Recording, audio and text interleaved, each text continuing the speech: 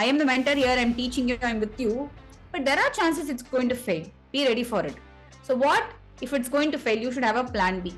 So they're not ready for the failure. That's what I feel. I could completely understand when you're saying we cannot stop the process. It might take some more time because we have lesser time, but at least we are in that path. The journey, we are there in the journey, not stopping that and saying, okay, let me do this first and then get into it. So if I get an idea, I immediately go and implement. I don't wait for perfect time, perfect location, perfect office space chair. That and all is not possible for a mompreneur. Sometimes you may be even breastfeeding, you'll be getting an idea, I'll just document it in the form of notes, that's it. So that's how life will go, especially for a mompreneur. It's really hard, to be frank. As a woman entrepreneur, obviously we have different set of challenges. Correct. So have you come across any? If yes, how did you overcome that?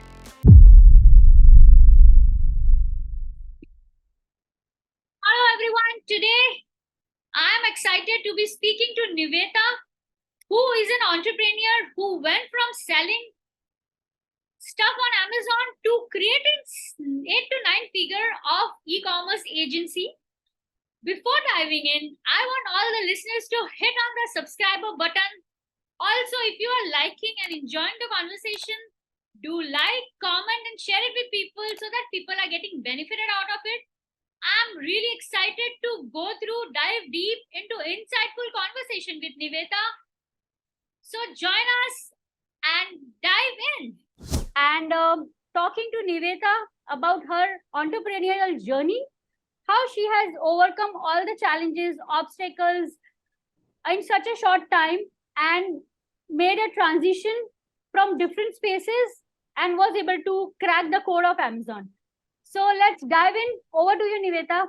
So first question that I would like to know and our listeners would like to know would be, how have you cracked that Amazon?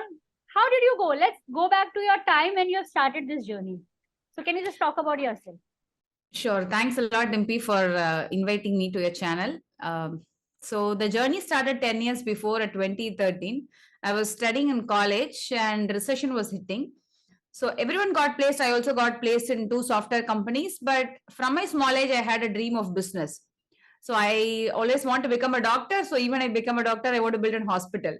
So that was my aim. So business dream was always there. So I was very urgent, like I have to start some business, make some money so that I'm not going into office itself. That was my thought process.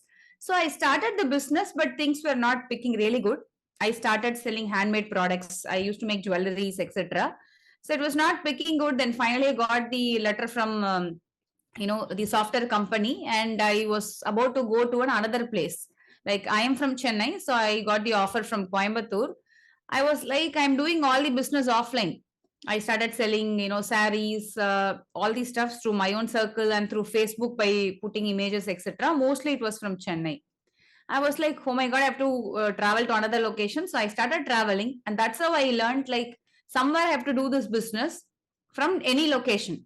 Irrespective of the location, my business should be running. And I started exploring about e-commerce. So that was the time e-commerce was coming into India. Flipkart, Amazon, Shopcluse, Paytm, all new people were coming in. So I started exploring them and I started selling products, not just on Amazon, but on all the platforms, whatever there is an option called sell on our platform. I used to go there, click on it and sell it. So in my initial days, there were a few platforms who gave me even 5,000, 10,000 rupees for just registering at that time. So slowly it started working. So I did my, company registration at 2015 and I decided to quit my job. So that's how my e-commerce journey started. So it has been nearly 10 years. And during the process, I have been helping people. And that's how I started the agency at 2017. The reality is, like, I did not have enough money for inventory rotation because of a lot of personal issues. So I thought, okay, why don't I better do as a freelancer? I kickstart some service, and I started freelancing and I was not able to handle it. So I started hiring people. So that's how the agency started building up at 2017. And slowly I was able to understand that, like, people really loved my work. Because in agency, I believe transparency plays a very major role. You shouldn't have all those marketing words saying that, yes, come, I will improve your sales, I will make 10x. That and all I don't used to give. I would be very real in that. Like, okay, this is what you are, this is what I can help you. this is my area of strength, this is not my area of strength. So I would be more clear and I would share all these strategies to my clients. So that's how agency started working. I started getting a lot of feedbacks. I felt okay, then maybe I'm fit for this. I started expanding my agency. So by 2020, I started teaching people also. And I grew my academy, and currently I've trained over 50,000 plus people. So now I am in the model of, being a seller, running an agency, having a, academy. So combination of all these really helps me a lot. Like I practice what I teach, and I also, do service for other people through agencies. So by that way, I'm able to deal with the top D2C brands, understand what others are also doing. So by this way, a combination of all these help me to grow, I believe. That's so amazing. I mean, I have seen people in different niches yet not practicing, but you have come from the place where you have been selling yourself, then an agency, and then transitioning into coaching space. Correct. You have a lot of experience, and that is what you're sharing with your students. Yes. Even for me also, it was kind of similar journey. As in, I was into entrepreneur, I was, and then after I started my agency, coaching is yet far from for me. I'll get into it in some other time maybe. But I would like to know that when did you think that it was the right time for you to transition from what you're selling to starting an agency and then after to coaching? So when did that click? It is all time, that's what I believe. So my dad was admitted in hospital, and I have to spend all my earnings to my dad's surgery. Though it was, we planned with my brother, but it was like all my money went off, and I had my stocks in my hand, but I have to repay my suppliers in lakhs, and I had my marriage in 3 months. So being from an Indian family, the cost of marriage is higher. My dad is hospitalized. I thought, okay, if I'm going to do only one business, it's not going to work out. So it was like I just went to the Facebook and I searched on the Amazon's India seller groups. There is a group, official group for Amazon Indian sellers. So I did all my outreach there. Just there was someone who was asking like, can someone help to write a plan of action for suspended Amazon account? I was like, it's very easy. No, I have already done it. My Amazon account has already got suspended. I've already done it. It hardly took half an hour for me. So I just messaged them like, I know I am a seller. I have already done this. My account was got activated. I shared the proof. They immediately paid me 500 rupees without even delivering the service. I was like, why am I getting paid? I was not sure. I don't know what is agency itself at that time. I don't know what is freelancing also. I was really shocked. Okay. Then I delivered the content to him, and there were struggles. We were able to fix it. And slowly, what I did was like, I understood there is a market for all these things. People want outsource work. Till then, I didn't know that there are people who actually outsource work. Then I started slowly calling all my competitors. I pull out the numbers to understand what are the service they provide, what are the things they charge. So I was like, what? This and all is the service they are providing. Then people are ready to take service, provided if you have value. So I started calling all my competitors, analyzing what are the service they provide, took out their charges. But I started with minimal charges to capture the market. So everywhere, wherever there were issues, I had a target, very simple target, 500 rupees per day I should earn. Oh wow. Very simple target, because I was already making lakhs in e-commerce, but I know, no, something I have to start. If I'm going to start small, obviously I cannot aim for lakhs. I'm just starting. Then it was like, okay, then I'm making only 10 to 15K. Slowly it started becoming 50,000, 1 lakh per month, 2 lakh. And I was really like, is it actually working? Am I really doing work? It was really shock for me, because I know all only physical works. If it's product selling, I know physical works of going there, purchasing the product. I used to do a lot of physical works. Even I have not hesitated to, put a load in my TVS and ride it. So I'm that character. I was really shocked. Like I can sit in a chair anywhere and do the service. Wow. Then slowly I started hiring people. Okay. Like if I'm not able to handle the work, so I started hiring small freelancers, giving them small tasks. And that's how I started building the agency. And again, coming to coaching, it is all again time. So again, by 2020, I had some financial problems where I need, some money in different lakhs, like about 30 to 40 lakhs. Okay. I was already making money in my agency. I was already making money in e-commerce, but I needed in a very short span of time. So I was thinking like people everywhere, there was speaking about coaching. I have already created all the modules very long back. It's not 2020. I started creating modules from 2018 itself. I all have all the modules ready. So I was thinking, okay, why don't I try this? I know something, so why don't I start teaching people? So then I started, some low ticket webinars, and so I didn't have any guru, I don't have any mentor, I have not followed anyone's protocol. It's just me by seeing someone, okay, let me try this. So I started trying, and again it was pressure. As I said, no, I have to get some money, so I started trying it.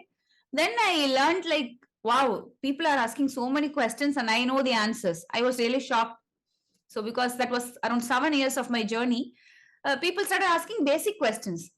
So then only I understood, yes, there are people who don't know this answer, but I have been through the path. So I started sharing everything that I learned through my journey, through working with clients, because I started way too early. Like even a small registration process also people didn't know. So I started documenting everything. I started delivering content. People started loving it because I was really transparent. If they come and ask me a question, I will know the answer because I have been through that phase. So that's how in coaching, I believe I became successful because I started from scratch. So I can relate with people. I do not say like this is a silly question. I will be like, yes, this is a silly question, but not, that's not wrong. Let me teach you. I already know the answer. So I started teaching them.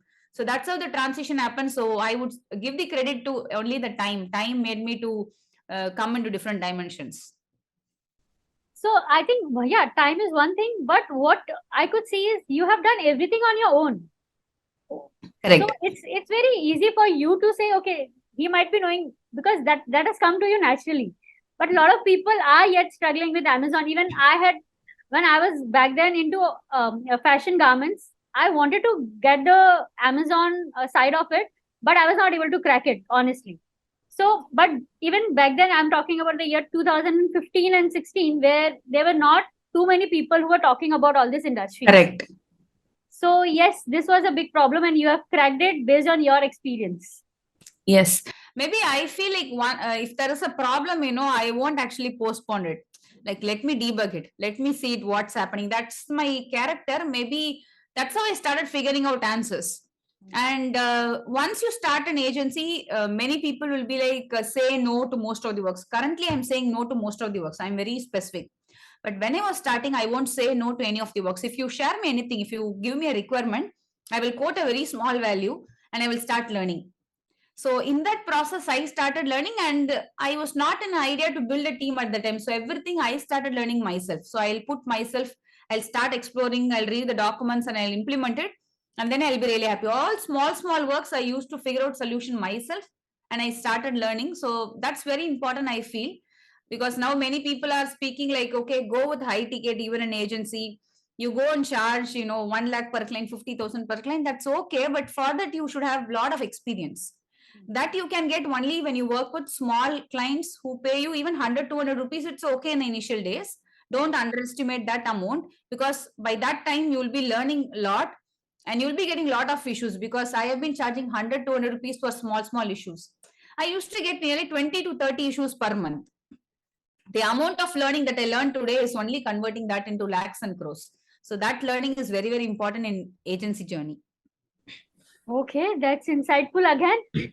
Great. I understand where this is coming from, but also you could see there are challenges and struggles that have obviously in your path too.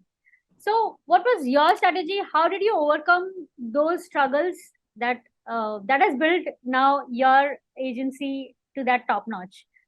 Okay, there are a lot of struggles. Even now, we have struggles. So one thing is like, when I started, I worked with low ticket people. No, so I used to get a lot of works. So there have been days I've been working day and night in the initial days of my agency. And I did not outsource completely. I didn't know how to hire people. It would be like, okay, this is A work, you do it. This is B work, you do it. I did not give authority to people. Instead, I was assigning. So I still remember my husband used to go for night shift, means I'll be working night, full night. Like he'll be coming and asking me, why you did not sleep? I said, I had work. Then he'll be like, okay, you are the owner, who's going to question you? I said, no, I want to work. So at one point of time, I really know that it's tested me a lot. So maybe the mistakes that we should not do is like start hiring people and give them proper authority. I did this very later only. If you're going to hire a freelancer, task based and all, it's not going to work out. There should be some persons to work with you who resonates with your vision and mission, who understand what is overall stuffs. So it will take a lot of time to hire them. It will take a lot of time to make them understand what you're actually thinking, but start working on it. And graph will go up and down. Not all graph will always go higher. There will be an up time, there will be a low time. In some months, you won't even make any money. Sometimes you won't have retainers. So sometimes, clients won't come. It's because of multiple situations. So at that time, you shouldn't go low. So that time, start educating yourself. So whenever there is, no work for me. So currently we have work. So for the past 2 years, things are going very normally, but before that, it will happen. So at that time, you shouldn't go low and be like, okay, I'm not getting any revenues. I was making 2 lakhs last month, this month. So don't be like that. Just see in what way you can educate yourself, in what way you can produce content. So I used those time to produce content actually. So I started producing content, putting on YouTube channel, and I started creating courses.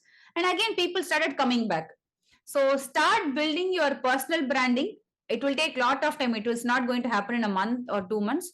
So feel free to produce content, build your personal branding. So that struggle I had, like I used to go low whenever there is no sales. Like, okay, today no payment came. So every day I'll be calculating today how much it came. I was like working on daily, weekly, monthly targets. So it's okay in some few months if you're not making money. And if you need a pass, accept it, take it. That's again very important for an agency owner. So you should know how to take a pass, when to take it, in case you're having a team, how to automate it. So I took a break a few months before also for my maternity. So I planned it very well in such a way that none of these stuffs is affected. So before, when I used to take a break, everything else stopped. Okay, I'm not available. So all my clients I used to say. So understand how you can actually take a break and how you can automate all these stuffs in agency. That's very important. You should know how to automate from lead generation till sales, and client renewals also. Everything, please plan to automate it. That will make your life easier. Else agency life will be really hard, because I know I have been coaching. I've been into seller as an entrepreneur and also an agency. According to me, agency is a little tough part, because as a coach also, you have to come up on one day, show your face, solve all the questions. Agency is not like that. You will be in 100 WhatsApp groups in your clients. They will be asking n number of questions. Initially, I used to react a lot. Hey, no, I did this. Nowadays, I am not reacting, I'm responding. I take my time. Okay, I appoint people. Okay, why don't you guys go and solve this particular issue? If you still require any technical assistance, come to me. So only the last I'll be responding to client messages in case there is some problem. So all these stuffs I want agency owners should definitely follow. Okay. So can you just walk us through the process where the first client, if there is one client, what are the steps that you're taking to get them the results? Okay. First, there will be an onboarding call with them to understand what are they actually expecting. See, there will be a few clients who will be like, they don't mind about spending money on marketing, but their focus is only on sales. There will be a few clients who will be like, no, our focus is only on particular, this much ROI I need. We are not ready to spend more. So first we have to understand it. And based on that, we have to come up with a plan. So I work with the team like 3 months, 6 months. This is what we have to do. Overall strategy I give them. And there will be some clients who will be expecting both. I don't have money, but I need good sales and good, ROI also. My ROAS also should be good. So it would be hard for us to convince those type of clients. So first, understanding clients' requirement is very important, because before and all, I will have my own logics. This is my logic. No, that's not going to work out. Every client is different. First, understand what are their requirement, because at the end of the day, we have to satisfy them. If their motive is sales, then we have to satisfy them according to sales. So then I work internally with the team to figure out the strategies. And obviously, when a client is onboarded, we have a salesperson. We call them a customer success manager, or in fact, they're actually salesperson. And speaking from agency point of view, so they would have cracked the deal, and they should be responsible for all the questions. And always I say my technical team to answer all the questions in 24 hours, less than 24 hours. Because as a client, no, sometimes what client expect is just a reply. If there is a problem, they just expect reply, because they want to feel like there is some agency to hear us. That's it. Some people to hear us. So always working, on the client requirements, client vision, solving their problem will be enough. And overall brand strategies, I fix it, I share with the team, and week will communicate to the client week on week. If I have a long strategy, in a single day, if we are going to share with the client, there are chances some client may be like, I cannot do this. So we have weekly task. So we split up the overall vision into small stuffs and explain the client, okay, this week, why don't we do this? This is what we expect from you, and this is what we are doing. So like this, start communicating with the client. So this has helped us to grow strategically, because if I'm going to go and say a particular person who's like making just 2 to 3 lakh of sales, like you have to do all these steps, this is what is going to happen in the next 6 months, he'll be like, wow, how I'm going to do it? But instead, break it into small components and share them. This is week 1 task, this is week 2 task, let's do it.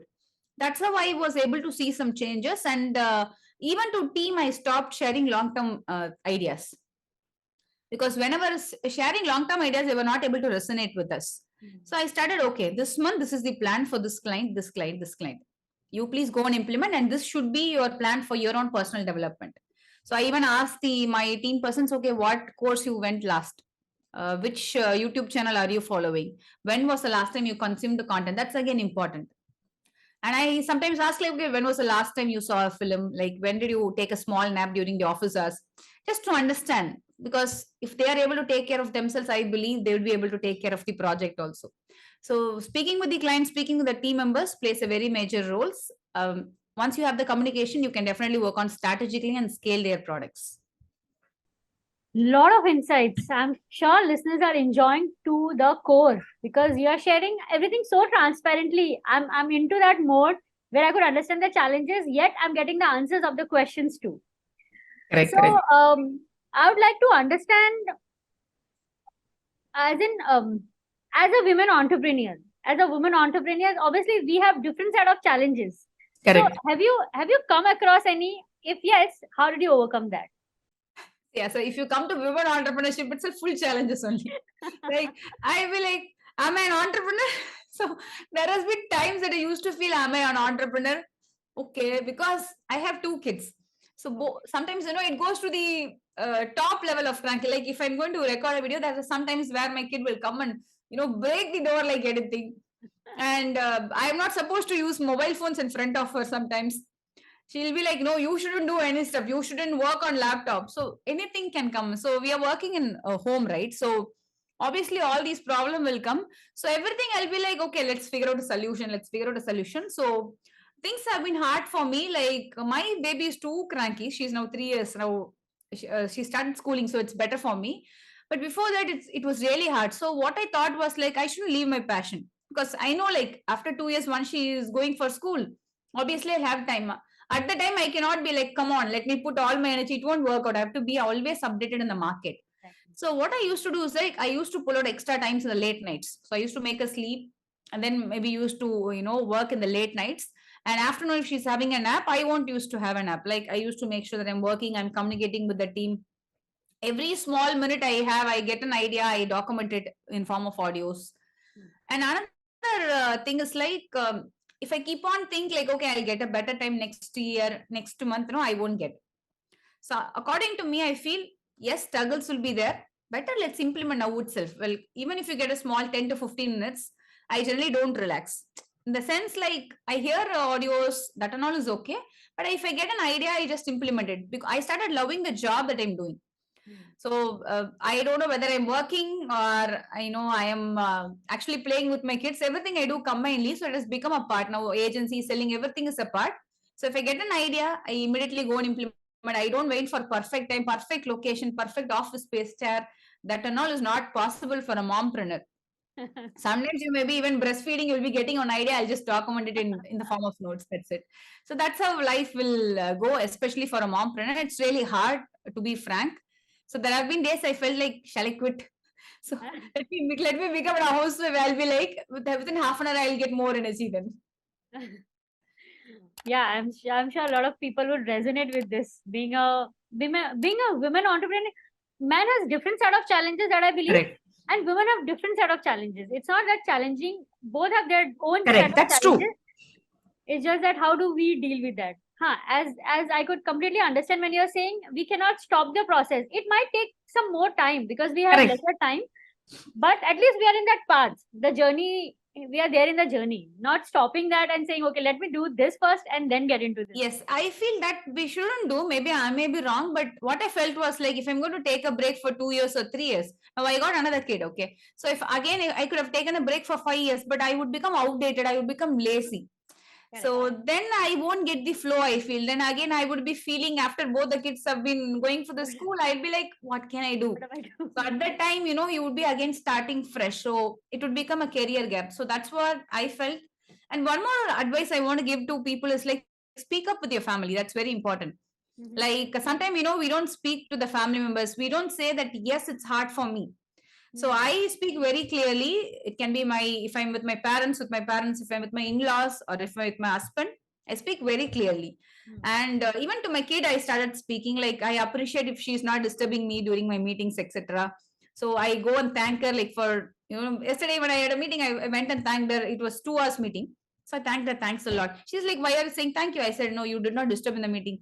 Yes, I was playing with my new toys. So I used to speak even with my husband, like I used to appreciate, yes, you thanks a lot for, taking out time and helping me. I don't speak all these things like it's your duty, it's my duty. See, at the end of the day, we need happiness. So speak up, say them, yes, I have this problem, I need some me time. That's very important. So once you start speaking with your family, once you make them little understand, it will take a lot of time. It took years for me to make them understand, but they will start helping you. This is actually interesting tip. Interesting. Sebizada, I would say this is actually important tip. A lot of women that even I had this problem and I could resonate with others too. That the communication is very important. Correct. It's there in the head. When it comes to you saying it upfront, I think people would understand the communication only. Because Yes.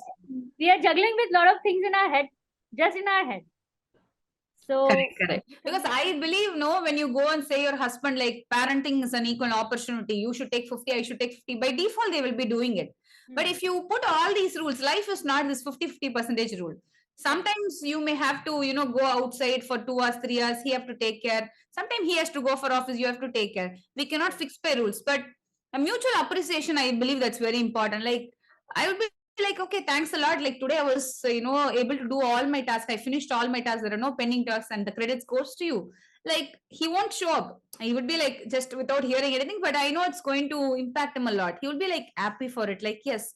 Sometimes he say, yes, I'm also part of your success rate. Yes, I'll be like, obviously, yes. Without you or without your parents or without my parents, I'm nowhere here. So I believe that credit and appreciation should always go to them. And that's how it will work in a family. Strict rules and all will not work out. definitely not. And a feeling of gratitude, as you strongly mentioned, I think this is the key to your happiness, which could be seen so transparently. Yes. Because we all are in kind of similar paths where we need people around, yet we need to follow our passion and Exactly. their identity. So where that is coming from. Yeah, that was too deep. Coming back to the business again, this is a long, I mean, this topic is something close to my heart too, but let's not get too much into it. Some other time maybe. Now, when it comes to Amazon business, what if someone would be interested in just starting up? What could be the minimum budget that they could start from? Because in India, as you also mentioned, the initials, that yes, there was some time when you cannot just sustain because of the financial things. But what, according to you, it might take some time longer, but how much could be the investment in the initial days and then gradually stacking up maybe? Okay, you can even start with 10,000 and all, but my recommended budget is 30,000 to 50,000. So this would be sufficient for us to, invest on inventory and also do marketing, again purchase inventory, because initial few days obviously we won't make profit. It will be full of expenses in terms of photo shoot, advertisement, legal documentations. So having 30,000 to 50,000, my students are able to easily kickstart, and on an average they're making around 30,000 to 1 lakh in 30 to 45 days, depending on their investment. So because I don't ask them to pull a lot of money and all, because I know, like when I started it was hard for me. Correct. So obviously if someone is going to work and they want to start it, they won't put 2 to 3 lakhs unless and until they have very good job. So they will start small. Obviously the results will be small, as you said, it will take some time. But people are able to understand that, yes, I have only put 30,000, so how can I expect immediately 2 to 3 lakhs? So they are able to understand it. But what I'm trying to convey in my coaching plan is like I'm little different from other coaches. Like I don't project anything like 15 lakhs in 1 month, 20 lakhs in 1 month. That's not possible because you should have that much of investment. Correct. So instead, I ask people to have a target, basic target, 30,000 for 30 days. This is a basic target. I ask them. So it's like 1,000 per day. So when your investment itself is 30,000, you are able to get it in 30 to 45 days. That's really a wonderful thing. And they started loving it. That once you get the taste of orders, that messages, that screenshots, they themselves will start figuring out money and they themselves are expanding it. So that's where I feel first you have to figure the happiness, the taste of getting orders, and then you can slowly expand in Amazon also. So when are people approaching you? As in when they are already in the stage of they have built something for them, or maybe they just have an idea and they want to get into it. When can people approach you? And that's how we have two things, agency and actually coaching. So coaching is for those people who don't have any idea. Like we help from the basics of what documents you need, how to take a GST, how to select a product. So then they come into coaching. In case they already have a product, they're already making around 2 to 3 lakhs or 4 to 5 lakhs. Then we help them in scaling how they can scale to 50 lakhs per month. So we have been successfully helping some D2C brands to scale 500 crore per month.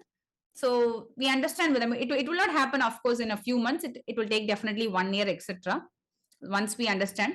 So if I really love the products, if I really love the way that they are having the plans, etc. So I start working with them, and then we help them in scaling. So both we do provide. So if they are new, they come into the coaching funnel. If they are already having an existing business, they come into the agency funnel. Yeah, works best. Perfect. So when it comes to product, like everywhere it's around niche down the product in terms of information product also, and also maybe the physical product. What would be your take? What would be your advice? Is it gonna be niche down, or we can go for the broader category too? Okay, I always say my students to go for multiple products. See, niching down is okay, provided you are very specific, like this is what I'm going to do, etc. It is really hard. So I've been working with few, D2C brands where they have niched down exactly like this is my product. Only this product will be there, only variants will be there, that's it. So their product itself will be one with 3 to 4 variants. And we are able to scale. I don't say no, we are able to scale 15 lakhs, 20 lakhs and all for them. But if you're going to try this parallelly with your job or business, niching down is not so easy because you have to be the category leader in that and you should bring some products unique to the industry. But instead, if I'm going to, launch, 5 products, I keep on add one product per month. I would be in a position like I would be having 30 to 40 products. In that, you would be able to easily figure out 30 winning products. So I treat every particular product as a separate funnel. Okay. This X product in home and kitchen is giving me a revenue of this much. This is the profit I'm making. This Y product in baby toys is giving me this much revenue. So if you're able to break down that, having multiple products, you will have multiple opportunities. You will be able to test it. That's what I would advise. That's what I'm actually doing. Of course, niching down is super idea. Like I have been planning to do that in a grocery category, but I did not start it. I work with brands. I know like they'll be selling only honey, but they'll be making in lakhs. But the risk there is like you should be super focused on your quality. You should know what you're actually selling. Too specific. You should have a very good marketing budget. So it's hard, but that I actually work only in my agency. But for my coaching, and I personally don't do that. I try multiple products. Like if I see this product is really good, I try to launch it. So that's how I feel, for a new person, it's very important. You can launch multiple products, you can test it and keep on have a target like monthly one product or quarterly 2 products I should launch, something of that kind. Okay.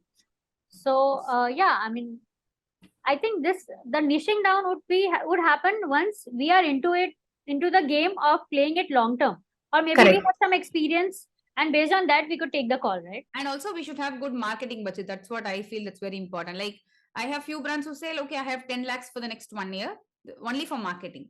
So in that case, we would do a lot of testing and we would do a lot of other activities outside Amazon. Definitely we focus on influencer marketing, lot more stuff. So if you have that sufficient budget time, then it's okay. But if you're going to do it, along with your job and all, you won't have that much time to think strategically.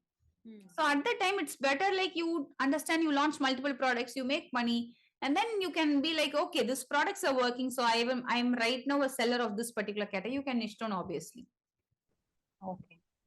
All right. Makes sense. Now, just a sec. So, take me through the days how Nivetha start her day. Is it any proper? What is a productivity hack for you, or is it like okay, randomly just shooting the day? How do you do that? See, honestly, before and all, I used to have a proper schedule, like before kids. After kids, that and all, I am not deciding my sleeping time. I am not deciding my waking time. So maybe I write, okay, what are the pending tasks I have for the day? I try to list 10 to 15 tasks, break down into small tasks. I write on my whiteboard. I have my whiteboard in this room, and I write in my tab, and I write in a paper, everything I write it. So I try to complete, to be frank. And meetings and all, of course, I go in a very planned way. So this week, all my slots are booked, means I know, like, okay, I have meeting today at 11, at 12, then I go in a very schedule. Meeting wise, I won't do any compromise. If there is a meeting, according to me, I have to show up on that particular time. If it's 11, I should definitely log in by 10:55 at least. So I stay focused on meetings. But apart from that work, I have some weekly targets only.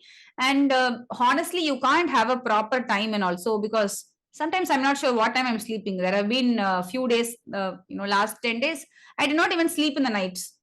My baby did not allow me. So at the time, I won't be like, I have to get up at 6. I have to, start the day with a thank you. That and all is not possible.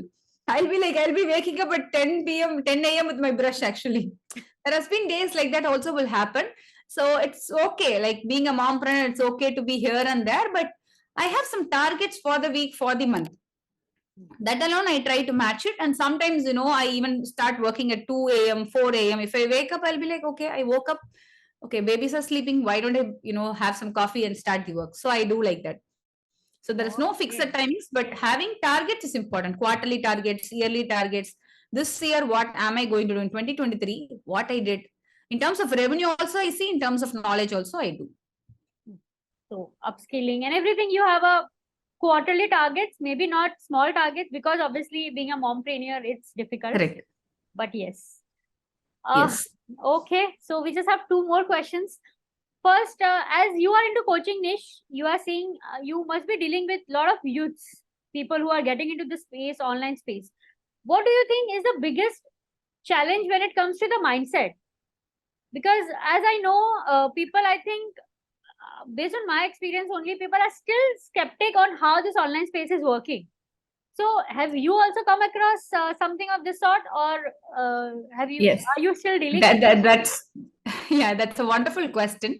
So if I deal with people who are about 30, who are little married, having kids or planning to have, they will have a very good level of maturity. They'll be like, yes, Nivetha, I don't have any plans for this year. This 1 year, I'm ready to invest this much of amount. And they'll be really happy once they get the first order, once they get the first review. One person told me, like, so Nivetha, listen, I have got a review on a website, Amazon website for my product. I'm delivering happiness. That's enough. That's how it will start. So understanding the basics is important. But all these newbies will be in a different mindset. Okay, if I'm going to invest this much, they'll be like FD, RD only. What will be the return on investment in the next 2 months? Okay, next two. So yeah, they will be very quick. I'll be like next 2 months. It will take a lot of years. So this 30 plus people are really able to understand, or even 25 plus are able to understand. Yes, it's going to take some time because they know they're working in an existing job, right? So they know how increments are working. But these new persons are expecting quick, return of investment, and they want everything like, okay, this is the product, only this product I'm going to launch, and this is going to be a success. So only the success graph is there. I always have a plan B. Okay, I don't hesitate to speak with my students. I say, okay, what if this is going to fail? Yes, I am the mentor here. I'm teaching you. I'm with you. But there are chances it's going to fail. Be ready for it. So what if it's going to fail? You should have a plan B. So they're not ready for the failure. That's what I feel. Maybe after maybe I would have been the same. I guess I'm not so sure. That age will be like that, I guess. But after a few days, they will be used to it. Then they will be saying me, yes, now I understand the practical issues. So once we start only, we are able to understand it. So once you make them understand, they are okay, they are learning. So that's really nice of them. So I'm curious, in this, I just want to ask, as you just mentioned that you are transparent to communicate with your students that this might fail.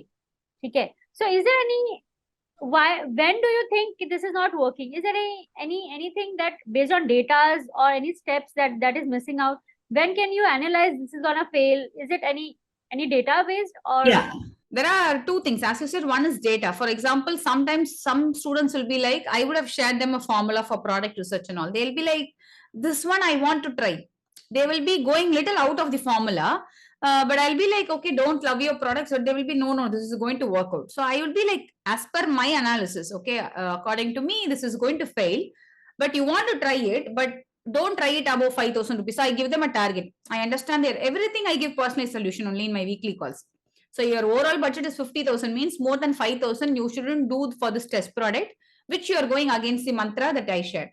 This is one thing. So another stuff I generally advise people. I say them, okay, last month I launched a particular product in this particular niche. I thought that was going to work out. It was a failure. So I have my stock here. So I'm little transparent. So I always make them to understand failure is not just for early people, even if you're experienced. For example, failure for me is more. Why means there are two things. One is I have, let me try that, we call it as assault in Tamil. Like you will get that automatically. Let me try it. No, if it's failing, it's not going to bother me. So I try more, so I fail more. Why I fail more is that I'll be like, okay, if I'm failing, I'll be sharing with my students. No, it's going to be anyways learning in terms of even in terms of money. If I'm going to see, I won't worry for it. So I make them understand like failure is an ongoing thing. Even if you reach heights, you will fail, but that failure shouldn't affect you emotionally. That's very important in business. If you are getting emotionally like, okay, I made a loss of 1 lakh this month, it shouldn't affect you emotionally. So you have to take steps accordingly. So to my level, maybe 1 lakh may be easy, but for my student, it will not be easy. So I give them, okay, this is your scale that you can try. This is the scale of risk that you can try. Don't go above this, please. So data also, and also periodically saying them that, yes, I am also failing. Even in recent days, I did this mistake. I shouldn't have done this, but this is my learning. So please learn from my mistake. So they'll be like, okay, she herself is failing. So there are chances of failure. So let's be ready for it. So they are getting prepared for it. I think this is a very important mindset in India. Even when I started back then, there were not people around who could say that failure is a journey. It's very important. You question a lot of things when you fail. Even I could so much resonate because I had gone through a lot of failures, but there were not too many people who would openly talk about failures, because I think that is not encouraged more. I think that is still a taboo. Being it's not, you could call you are a failure. It's like just the idea did not work. You could try something else. Correct. Yeah, maybe I feel people may mock at you, no? Like there was one, I was writing one book at the time, another author said me like, Nivetha, why are you just pointing all your mistakes? You should always project only your positives. I said, why should I do that? No, I have failed. It's a very valid point. So I believe that if you are going to read that story and you are going to do the same mistake, you would be like, hey, she already failed. Let me be very careful on this. Let me not do this. So I become a learning source there, right? So that's where I feel is very important. And that's where I feel coaches should actually do. Because if you're going to always project only the positive stuffs, then people won't love you. If you're a coach, you should say, okay, this is what the mistake is. Even yesterday, I had a call with one person personally. I said, okay, I'm doing this. I guess I'm going to fail it here. Once I fail, I'll document and share with all my students. So that I'm very sure. So you will start loving the process, and people will be like, Nivetha, you saved me because you did the same mistake. I saw the particular video, it saved me a lot. Thank you. So that's how I feel as a coach is very important. I'm ready to test, I'm ready to fail, because that will become a document in my own academy, and my students will be saved there. So that's how I see it. I think you are growing just because you're so transparent. I could feel that vibe of yours, which is okay. You're not just calling people, but sharing your wisdom across. Yeah, that's very important for a coach, I believe. I mean, coach, agency, whatever we are doing, I think it's the Yes. whole journey. Rather than, because of the social media, I think people are more into showing off than being real. So that is happening. But I think people grow more, and people have larger communities when we are very expressive and showing our Correct. vulnerable side too. Correct. That's true. That's true. So before we wrap up, I just want to know what are your vision 5 year down the line, where we could see Nivetha Academy, Nivetha Commerce, and everything. What is your vision? in next 5 years? Okay.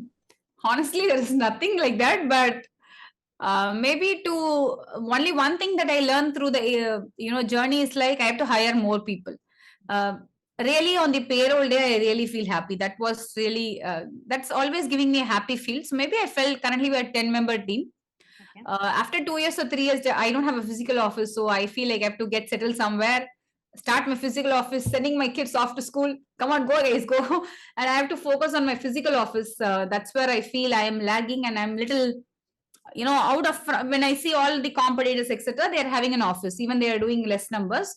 But I don't have it because of my personal situation. So maybe having a physical office, having a team nearly like 100 members, having a lot of fun in the office. That's what I honestly feel when I see some office having lots of fun. I feel like I have to create some environment, because once you start, paying salaries, you get some happiness there. Like, yes, I'm able to bring some impact in someone else's life. That's true. Because of me, someone is making, money. So that's the real entrepreneurship journey will be. So maybe that's what, maybe 5 years down the line, if I'm, all set, I'm still doing it. So I have to definitely have an office of nearly 100 people, and they should really love the environment, and that office should be like, full fun filled. And also we should be very focused on work also. Both should be there, but it should be definitely a fun filled environment. So that's my plan. Superb. Office, creating that environment, the support system, also creating entrepreneurship, encouraging people to be an entrepreneur. I think this is what the entrepreneur, the zeal of working. This Correct. gives that happiness. Yes. Creating entrepreneurs, more entrepreneurs whom we could fetch more. I think this is where we are coming from. So, just last question. If our listeners want to know more about you, more about your academy, where could they go and look for more information of yours? Okay, they can follow my Instagram profile. I produce a lot of content there. I put a lot of stories there, which I don't produce in other stuff. So I'll share my Instagram link. And also, if anyone wants to kickstart their Amazon journey, I would share my free masterclass link where they can understand how this is going to work out. And at the end of the masterclass, they would have the opportunity to book a call with our client success advisor. So we'll first speak with you, understand whether we can help you to kickstart your Amazon journey. And yes, if you're right fit, then we both can work together, because I don't work with multiple people currently. Like we take only selected students and I work closely with them. That's very important. I understand who are they, what are they doing. Weekly, I give them targets. I speak with them weekly on their calls. And that's how we select only few people. So if anyone is interested without leaving your existing job or business and with minimum investment, I'll also share the link. You can check out the free masterclass and book a call with us. All right. So everything would be given in the description below. And I'm sure this was an insightful conversation. People have learned a lot, and people would be connecting with you if they think that this is the right path and they want to crack the code of Amazon and any e-commerce industry. So for our listeners, if you liked it, kindly hit subscribe, like, comment, and see you in the next video. Until then, bye. Thank you. Thanks, Dimpi, for inviting me. It was really a wonderful conversation with you.